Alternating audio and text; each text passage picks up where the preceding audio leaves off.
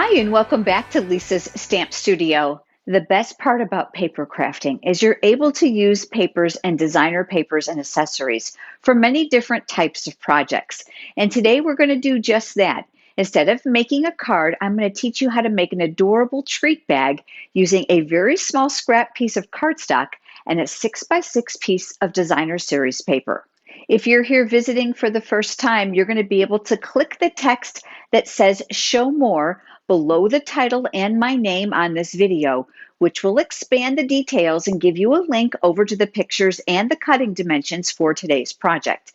And make sure you hang with me to the end of the video because I have several other samples to share with you besides the one I'm going to demonstrate for you today. And while you're here, I would love to encourage you to subscribe to my YouTube channel. And make sure you click that bell icon that's next to it.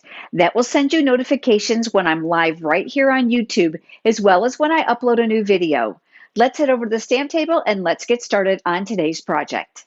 Our small treat bag is going to need a box bottom, and I created it using a small piece of cardstock. This measures 2.5 inches by 3. I've got my paper trimmer here, and I absolutely love that there's both a cutting and a scoring blade. They navigate up and down out of the way so that you don't have to worry about cutting or scoring when you're not trying to do just that. But we're going to create score lines on all 4 sides of this piece of cardstock, and you're going to make them all at 3/4 of an inch. I prefer to work on this side of the trimmer because this is a small piece of cardstock and I can hold it on this end. So I'm going to go ahead and I'm going to line this up on the 3/4 inch mark, and you're going to notice that there's lines that go all the way down the trimmer so that you can ensure your cardstock is nice and straight, and there's a nice ledge here at the top. I'll close the trimmer door and then we'll score. And I'll repeat this process now on all 4 sides. Once all the scoring has been done, the next step is to create some slit marks here on those score lines so we can make the flaps for the box bottom. I'll be using my paper snips for that, and you're going to want to cut from the very edge to the first score line. So we're going to cut right on there, and we're just going to make a snip. Make the slits on both sides, and then turn your cardstock, and we're going to do the same thing on the opposite side. That's going to leave you all 4 tabs. I'm going to use my bone folder to reinforce those score lines. Whenever you're making a 3D project, I do recommend this because you want it to hold up and you want it to be nice and straight and sturdy. Now it's just a matter of assembling. Now you can use liquid glue, but for the sake of the video, I'm going to go ahead and use glue dots today just to make it a little bit faster so the glue doesn't have to wait and dry. I've got my glue dots here, and I'm going to reveal one of those here. Since the tab is 3/4 of an inch in size, I'm going to use 2 glue dots. I'll use one here at the top, and I'll peel back one more, and I'll place one here at the bottom. Now I'm going to place those glue dots on all 4 of those tabs.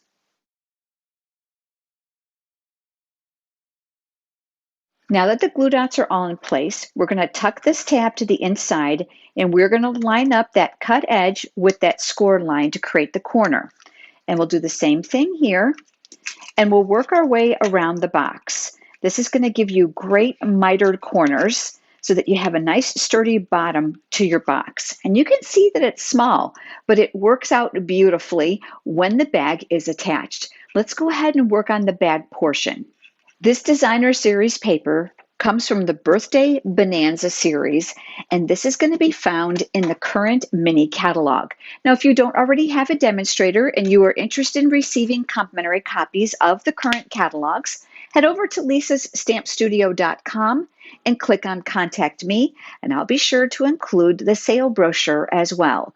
The products in here are completely free with every $50 product order between now and the end of March 2020. Like most of the designer series papers, they are double-sided, giving you lots of fun options. I've chosen to go ahead and use this one as the outside pattern. So I'm going to flip it upside down, and I'm going to show you where you need to place the adhesive. I'm going to be using tear and tape because it's a very strong adhesive, and I want to make sure that this paper is going to stick to that box bottom that we just made. You're going to create a large L with the tear and tape. So I'm going to start here across the bottom, and tear and tape is used exactly like the name intends. Just going to place it down and press it in place, and then tear with your fingernail on where you want it to end. Now I'm going to turn this to make it easier for my hand, and I'm going to come back here across the top, and I'm going to do the same thing. Make sure that you burnish the tape into the paper. That's going to make it a lot easier for you to remove that paper backing that's here at the top. So here's that L we just created. Here is that box. You're going to want to make sure that you start on the longest end when we attach it.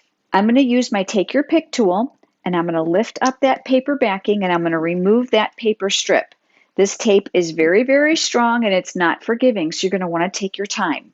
And then I'll remove the strip from this end as well. Using the long end of the box on this side, I'm going to come down here to the very bottom, and I'm going to line the box edge to the designer series paper. Once you have that tacked down in place, go ahead and place your finger inside and just rub it so that it's nicely secured. And then all we're going to do is roll this across this panel.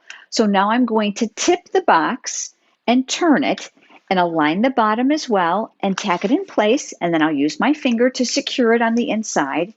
And we'll do the same thing, turning it one more time and securing it in place. And then one last time.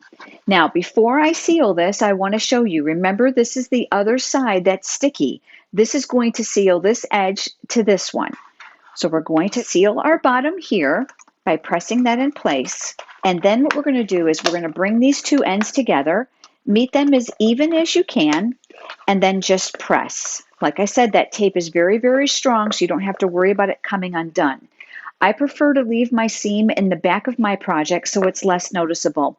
Specifically, if you have a pattern that repeats, it's not going to be as obtrusive. This is the seam for the back. I'm going to flip that over. This is the front of the box. Now I want to give you a tip. If you wanted this box a little bit shorter, you can certainly cut the paper down in size so it wouldn't be an exact 6 by 6. I also have one to share with you that's measuring 6 by 3.5, so you can see a variation in sizes. Now this is when you would fill your project, and with that box bottom, that's going to make it really nice and sturdy. Now I decided to create also an Easter themed one as well as a baby shower one, but I want to show you what fits inside because those other boxes are sealed. These Pez candy containers, obviously with different themes, are great for kids' birthday parties. And look, it fits perfectly down inside. There is even room to add the Pez candy down the side of this treat bag. Now there's several ways you can close this, but the easiest for me is just to give this a little bit of a pinch. Now I love to use the mini library clips. They come in silver and they come in white, which makes them great for all types of projects. With my pinched edges here at the top, I can easily squeeze this and attach my library clip to the center. Now, of course, you can add some ribbon here if you'd like, but in my case, I'm going to use this to attach a small greeting to help embellish this bag. And let's make that next.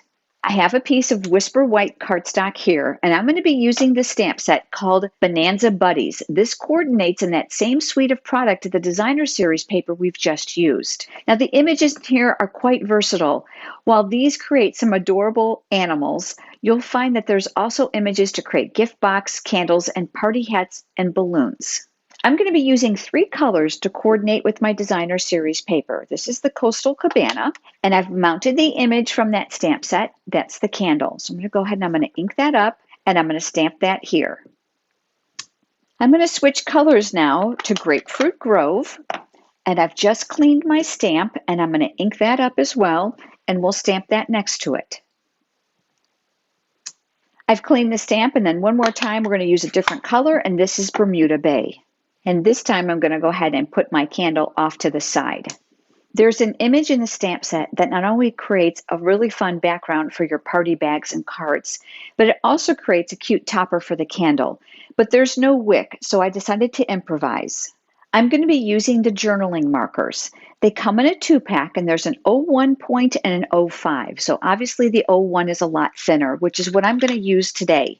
I do recommend that you get it started here in the corner of your scratch paper to make sure it's flowing well. And I'm going to create just a small line here, nothing fancy, just to create the wick for my candle. I'm switching over to the Crushed Curry ink pad, and this is going to create that flame. So I'm going to go ahead and ink up that little design, and I'm going to stamp that here at the top on each of my candle images. My next step is to use the 2-inch circle punch. Since I'm realizing party favors are going to be made in abundance, I found that a punch is quick and easy, and it's chopping off some of my image.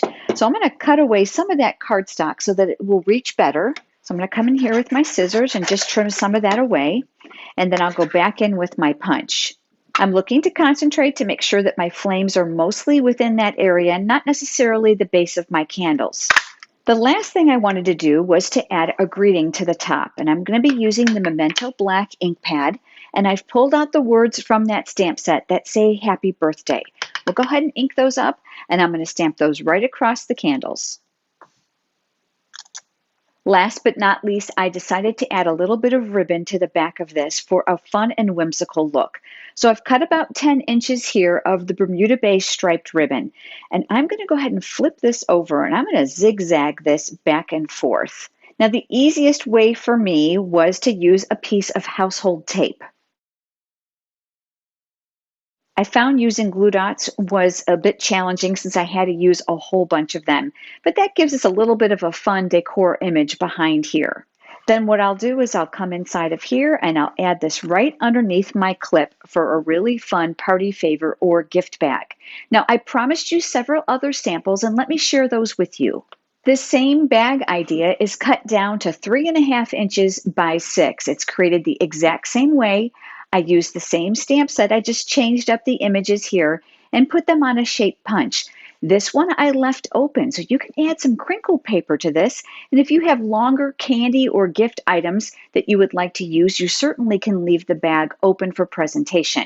Now, for a kid's birthday party, think of novelty toys, even rub-on tattoos. Really fun gifts. My next gift bag uses an Easter theme, and this is from the stamp set called Welcome Easter. The images in here are lots of fun. You'll find that they're going to be able to be used not only for Easter, but also for baby, and there's even a fun friend greeting. Finally, from that same stamp set, I created another bag, and this one is for baby. I added a small vellum decor image here to house my lamb, and I added a small tag here at the top. I'd love to know which of these bags today is your favorite. Would you leave me a comment below? If you have enjoyed today's video, please give it a thumbs up here on YouTube, which is a like. It certainly helps, and I look forward to having you join me next time. Have a great day.